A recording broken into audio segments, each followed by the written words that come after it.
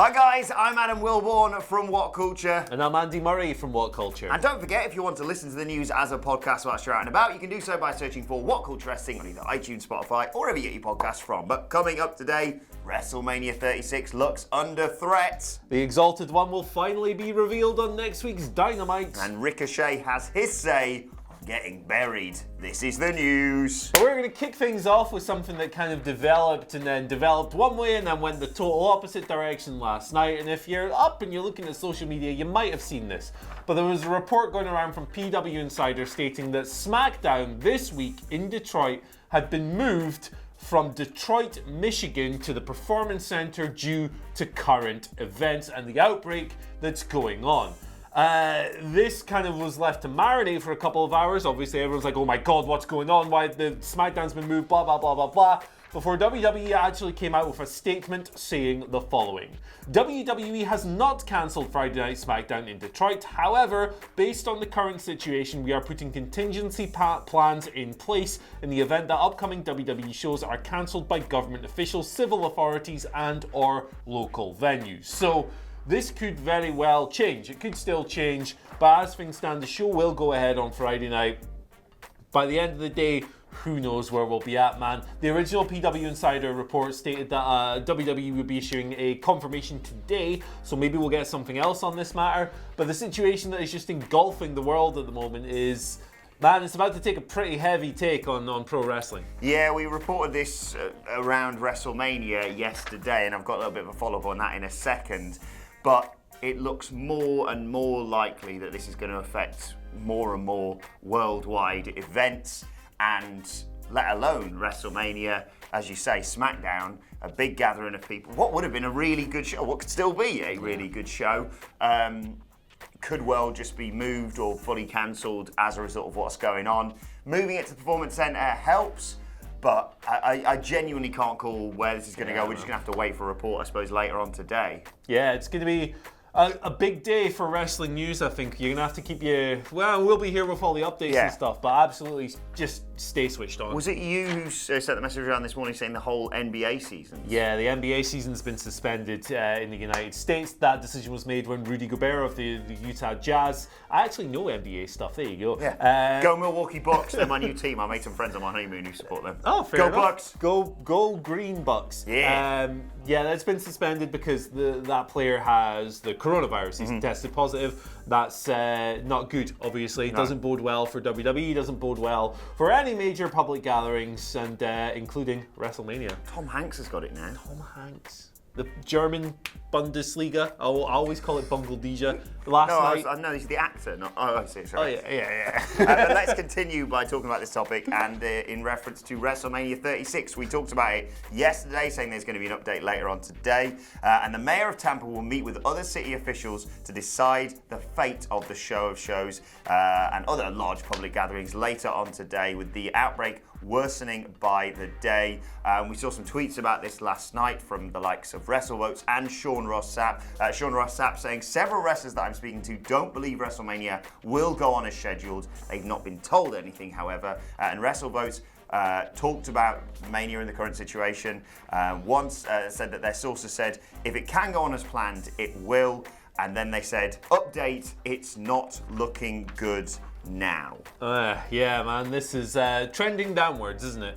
Things don't look good at the moment. So I saw someone saying, well, maybe they could just do it because there was a Champions League game last night that was played behind closed doors. Maybe they could do it in front of an empty stadium. Yeah, and I sense that, there's less of a chance than that happening than the whole show just being cancelled. Yeah, just being postponed or something. You can't have it. Like, empty arena matches are nice on occasion. You think of Mankind and The Rock, but not a whole show. Yeah, not an 8-9 hour show. I would kind of pay to see the absurdity of that. I think it'd be kind of fun. But like, I'd like to. You can tell a few wrestlers would still be there going, hey, trying to high five people in the crowd or whatever. I suspect we're going to have even bigger news on this story later in the day. It's probably going to bloody break when we're asleep, knowing our luck. Oh, yeah. I'll be putting my coat on, about to leave the door. Yeah. Gling. Yeah, here you go, brother. But we'll keep you posted. Yeah, we absolutely will. At this time, I think it's a good idea to reinforce that maybe just trust the experts in all of this. I know a lot of people will have hot takes. They should do this, they should do that. But unless you're a medical expert, maybe just chill. see what happens and take the information as it's presented instead of going, it's a disgrace that WrestleMania might be cancelled. We're not, doctors. If you're not a doctor, maybe just accept whatever comes. Not even if you're a doctor of thugonomics either. Yeah. Doesn't count. I would trust John Cena in a situation like this. He's 16-time world champion. Yeah. Anyway, all other stories we're going to cover today, we've only got 2 more, are going to sound really quite light and inconsequential compared to that, but hey, it's news. The Exalted one, AEW, is coming next week. Finally, the big reveal is going to be pulled off. It's the March 18th show. It's in Rochester, New York. Interesting bits of info there. I've ballsed up the line about what that means, right? But it's Brody. It's Rochester. You know what that means. There you go. It's Brody Lee's hometown. It is March 18th, which is the date that was reported by Dave Meltzer a few weeks ago, saying, hey, Brody Lee's going to debut on this show. Now, AEW have thrown a few red herrings with regards to this storyline so far, so while it looks kind of obvious at the moment, it's no real guarantee. Something could always be working in the mind of the Sugar Man. But it's Brody Lee, isn't it? It's definitely Brody Lee. I like the teasers. We had, I wanted to say Maven then. Raven and Maven is my idea. Matt Hardy, of course. People were talking about whether it's going to be Lance Archer, but it looks like it is going to be Brody Lee. And that, I'd say, is a fairly satisfactory conclusion to this whole thing. Yeah, I'm cool with it, man. It'll be interesting to see Brody Lee leading a faction rather than playing like a second or third wheel in one. Good to see Lance Archer last night on AEW's Dynamite. Lance will make him dance. And you know what I like about that? What? They didn't go for the obvious interferes and No. cost him the match. Do you know what I like about it? I get a pasty out of it. Hey. I didn't even... Yeah. Bobbins. Daddy's hungry. I don't have my wallet today, mate, so Right. Let's move on and talk about Ricochet, who's, let's be honest, not had the best time of it recently. He got beat in 90 seconds at Super Showdown, but don't worry, he recovered on Monday Night Raw by being beaten by Riddick Moss in a 24/7 championship match. But he's had his say on social media, and do you know what? This makes a bit of a nice change. He had a nice photo of himself that he tweeted saying, I always bounce back, and he also tweeted, okay, I just want to say everyone should be happy that I get to perform for you all every week, because at the end of the day, it doesn't matter to me in what capacity. So let's celebrate so let's celebrate that and not dwell on anything else. Life is great. A bit of positivity. Obviously, it's a bit of a crap situation for him right now in WWE, but he is insanely talented. No doubt the company will just change their mind on him next week and suddenly make him, I don't know, United States champion or whatever.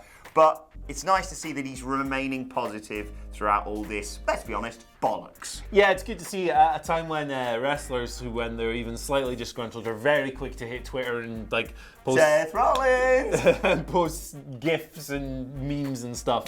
It's nice to see that Ricochet, the character, might be down in the dumps at the moment, but Trevor Mann, the man, is taking it in good stead. Exactly, good stuff. Right, let's move on to your Twitter questions at WhatCulture WWE. Of course, if you want to get in touch with us. Everyone's favourite misfit starts us off today, who says, will we see one of the Elite written out and Jon Moxley inserted into the Blood and Guts match on AEW Dynamite? Nick Jackson, yes. I thought that was a pretty decisive tell that he's probably not going to be in the match on the show last night when he got crushed under that shutter door thing after Jericho called what do you call him? Pumpkinhead? Yeah, there's a swear there, the word. Really good stuff. Yeah, I think Nick Jackson will be ruled out, and I do think that Jon Moxley makes the most sense as a replacement. Yeah, and I'm glad that he also referenced it in his interview with JR last night, because it would have been a shame for him to just be like, yeah, granted, I'm the AEW World Champion, but I'll just wait on the sidelines whilst this match goes ahead. He said he was in their blind spot. That was correct, isn't it?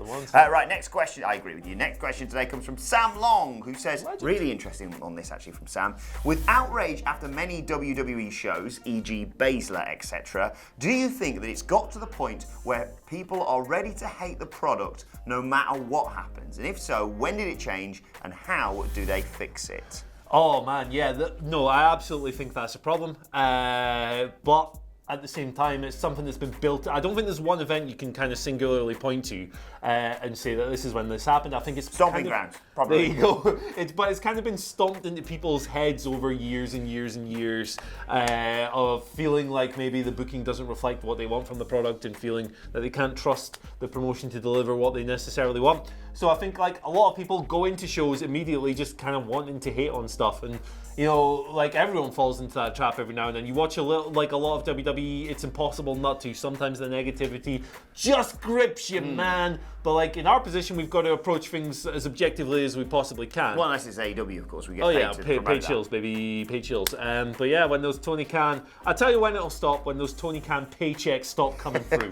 No, I agree. I think had Elimination Chamber's main event been handled differently, I think other people, probably myself included, would have moaned if she'd gone 50-50 or, you know, Liv Morgan had almost pinned her or whatever. I think I'd prefer exactly what they did, but I sense that people would have been queuing up. Do you know what? For me personally, every show, maybe even including Stomping Grounds, I was ready to defend because I was like, no, trust the process, blah, blah, blah, blah. And then Hell in a Cell, man, that just broke me. It was a straw that broke the camel's back, and I literally had a breakdown on camera. So. The solution is always keep it at arm's length, man. It's WWE, right? They're going to do loads of stuff you like, but they're probably going to do something that's going to make you kind of annoyed as well. So don't get lost in that. Just hold it over here, and when it's good, go like this. Oh, come here, brother. When it's bad, just go F off and yeah. And also, when it is good, enjoy it. I got cramp. When it is good, enjoy it. I'm not even joking. I'll wrap this up quickly. Next question today comes from Christopher Blade. It seems like these SmackDown glitches could be a repackage of Mustafa Ali. I'm fairly certain it's going to be him, isn't it? If that is the case, what kind of character change would you like to see? And do you think this is going to be a heel turn for Ali? Yeah, I think like it's quite sore. Mustafa Ali, I think it's kind of loosened off a little bit, okay, which is nice. Mustafa Ali's probably going to do something new when he comes back, right? Like he's such a nice, positive guy, and like a real life excellent bloke by all accounts and so forth, but that didn't really take as much on TV. I know they kind of did the make a difference Fatu thing with him for a while, which was weird. But I kind of liked it when he was cutting these gritty promos with like some grayscale lens in Chicago diners and corridors and dumps and stuff. That was really cool. I'd like to see him come back with a bit of grit to him, because I don't think the white meat babyface thing really connects anymore. No, exactly. And I also, because if we're going to do all the whole light hand thing, I'd like that maybe to be worked into his matches. So maybe like it's like a flashbang. So he just flashes it in their eyes. Blinded, roll up, 1, 2, 3. No, just an idea. Yeah. Right, let's move on to today's, and finally, you can probably guess what this is going to be. Two-part of this. First, a massive shout out to Daniel Morell, who tweeted at us, and at Simon Miller, for his brilliant sign at Dynamite last night. Give it and up. And the other part of this, I suppose, is the fact that Simon Miller is a part of AEW right now. He was the first thing we saw when they showcased all the entries for the Search for Spears competition. That was if nice, that's wasn't a vote, anyone else in that is going to get murdered. How could you not vote for Simon Miller, man? The brief vote I think they had on Twitter that I saw, and I voted in, from Sean Spears, when I voted, had 85% of the vote going to Simon Miller. So unless they want him to be Spears' partner, which, as much as I love Miller, they probably don't, because Miller's like, is the white meat babyface, and Sean Spears is, at least in character, a bit of a git. They're going to have to gimmick the hell out of this one. Yeah, man. What a fun time for. What a fun time. Yeah. I'll never tell you who to vote for, except in this instance. Vote for Simon Miller. Exactly. Congrats, Simon. If it's still open. Right, let us know your thoughts on that and all of today's news stories in the comment section below. And don't forget to like, share, and subscribe. And subscribe to WhatCulture Wrestling on either iTunes, Spotify, or wherever you get your podcasts from. For daily wrestling podcasts, myself and the Dadley Boys are going to be reviewing the Wednesday Night War a little bit later on today. Plus, you can let us know your thoughts and Twitter questions on Twitter at WhatCultureWWE. And watch there, follow both of us. You can follow him at... You can follow me at Andy H. Murray. The H today stands for hand sanitizer. Can I have some of that, actually? Well, if you give me 50 quid. Fine. There you go. Oh, wow, okay. Yeah, sure. Just take the ball, mate. Thanks, mate. You can follow me at Adam Wilborn. Follow us all at WhatCultureWWE, as I said. But for now, my thanks to Andy Murray. Thank you for watching, and we will see you soon. Hold on, mate. This is a napkin.